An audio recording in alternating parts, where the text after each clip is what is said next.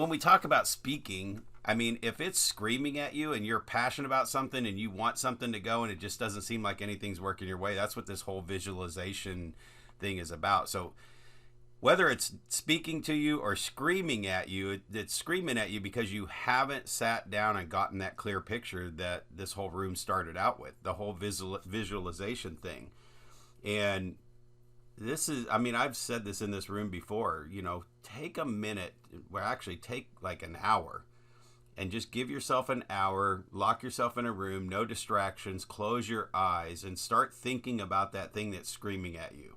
If it's just talking to you, you're going to have to wake that thing up during this time and get it to start screaming at you. And Tony said earlier, obsess, when he was talking about Jeremy and obsessing over something. That's what needs to happen while your eyes are closed. Turn it into an obsession, turn it into something crazy, and go to Disneyland with this thing. I mean, how crazy incredible could it be? Like if you're beatboxing or whatever, are you playing at Arrowhead Stadium, right? Or are you playing in the dome or the Sphere in Vegas, right? Like, go big. And what's that look like? And how many people are on stage with you? And just sit in that for a minute. Look at the team. Look at the roadies setting up the stage. Look at the people that are on the stage with you. Look at the audience. Look at everything that's happening and get a clear picture of that. When you open your eyes, right, just start telling the story of what you just saw. Every detail, everything that you could see. So that's the visualization part, right? And then here's where it comes back to, now what do I do with this story when I've got it written? And make it awesome, make it detailed. I mean, it's going to be 2, 3, 4 pages if you're really writing this stuff down and you really sunk into this. But here's what you do with it, right? So Lauren said, make it achievable, start small. To me, starting small is just step one. I mean, step one, you might be 1,000 steps away from that. It doesn't matter. You don't have to figure out how many steps. Successful people have said this as long as I've listened to successful people. They didn't know how they were going to get there. They got there. But the reason they got there is because they took step one. And even though step one, step two, and step three might be right there, you can see them. Well, I got to do this, and I'm going to have to do that, and I'm going to have to do that. Reality is, one of those is probably not even step one. That's probably step 10 and step 27 and step 55. So you really got to take what do I need to do right now today to start moving towards that? And that's where you're going to find there's probably 10 more steps in the first step you thought you needed. And that first step is what you guys were talking about. Start smaller than that so that you could just take a baby step. And then it's easier to take step 2 and step 3. Now, what's crazy is by step 5 and 10, they may be something else or they start to reveal themselves. But Michael Gerber, who wrote E-Myth, Why Small Businesses Don't Succeed and What to Do About It, he talks about how we make everything so damn difficult. And Tony and I felt that in our conversation yesterday. It's like, and not even difficult things difficult. We're like sitting there going, what the hell are we doing? Why are we sitting here having this conversation? We've had this conversation with ourselves probably, 100 times. What the heck? We're making this too difficult. So it's step 1, step 2, step 3, and start moving towards that picture that you wrote down. So, you can't get to step 2 and step 3 until you do step 1. So just start moving towards it. And then the last thing I was going to share on this is another fun story, just on the law of attraction. And this isn't so much about visualizing, it's about law of attraction. My younger brother's 10 years younger than me. He was real big into bowling, and he's bowled 300 over a dozen times. Like, he just quit collecting his 300 ring. That's how many times he's bowled a 300, because he bowled every day of his life. That was his thing. And he was actually on track to go to the PBA Tour and be a professional bowler. He was born in North Platte, Nebraska, which is kind of up in the little notch out of Nebraska in a little podunk town. And he he was that kid that was afraid to leave North Platte. Like he might fall off the edge of the earth or something if he went outside of the city limits. And finally got him to Lincoln, Nebraska. That's probably about as big of a city as I'm ever going to get that kid to. He'd come to Kansas City and visit, and scared him to death, the big city. So it does, I mean, that's not the point here. The point here is he was a big bowler, right? So in Kansas City, during my real estate career, the PBA Tour was coming to Blue Springs, Missouri, where I lived. And I'm like, holy crap, I'm sponsoring that thing. And my brother's gonna meet all of his pros, all these guys, because this has been his life, like his whole life, right?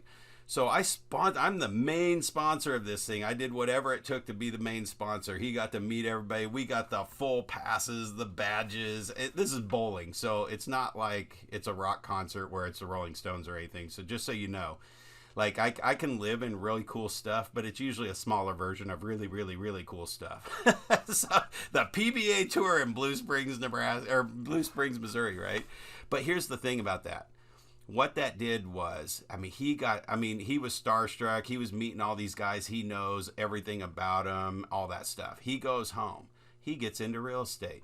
We build his real estate business the same way, like what I'm doing. My big vision, which I'll talk about here in a second, this was a step to it, right? He ends up getting in real estate. He builds a great business, like pays his debts off, buys his first house, all this stuff, to then get out of real estate 10 years later and take over the family bowling business, his wife's family bowling business. They own two of the biggest bowling centers. Well, he calls them centers. I know we still call them bowling alleys, but I get yelled at by him if I call it a bowling alley. So he takes over these two bowling centers, and this is his life. He is happier doing that than selling real estate. And he was a damn good real estate agent. And he thought he was going to make me upset by getting out, right? But that wasn't even for me, or was it? Because my path and my big vision is to take 100 people to 100 sales in real estate. He was the first team that I expanded outside of Kansas City. In fact, I went straight to another state. I didn't even do it in another part of the city. I went straight to another state and helped him be successful enough to do all that stuff. Now, that was one more step towards my big picture. And I've got a whole bunch of those steps between here and where I'm talking about changing the way real estate's even done, right? So my big vision, my big vision is even way bigger than this, but some step in the middle is to take 100 people to 100 sales a year, and they do it every single year. And once I do that, I've proven it that it's not just me. It's not just some anomaly here that's just happening, because I'm literally doing it with the system. Yet here I am, 15 years later, I don't have 100 people doing it yet. I have a whole lot of people. I have thousands of people that are kind of doing it and getting success from it, but they're not sticking to it to go to 100. They're doing 30 and 40 and 50 sales a year, which for our real estate guys, they know that's pretty good too.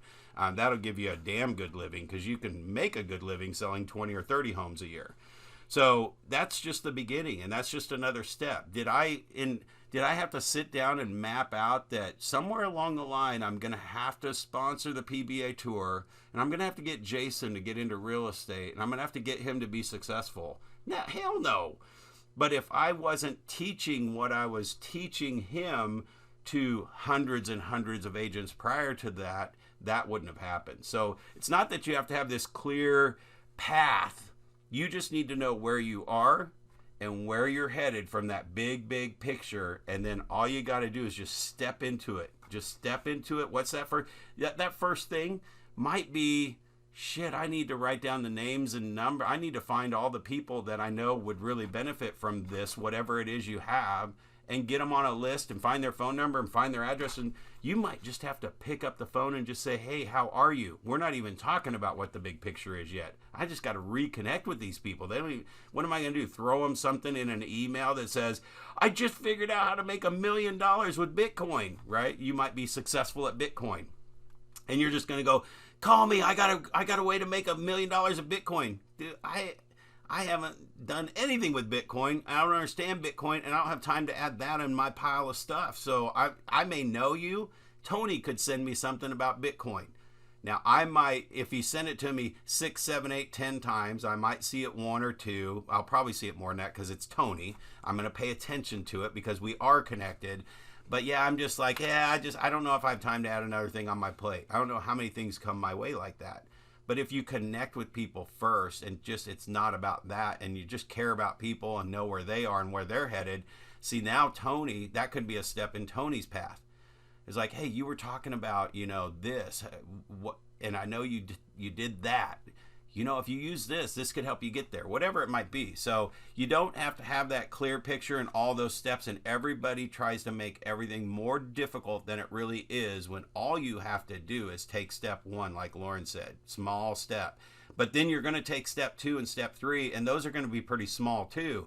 And then pretty soon when you get to step 57, it's still a small step because you've taken the other steps before it, versus it being a big thing and trying to jump right to it. But we all want that clear picture, clear path, everything we need to know all the way, and that's where we get stuck.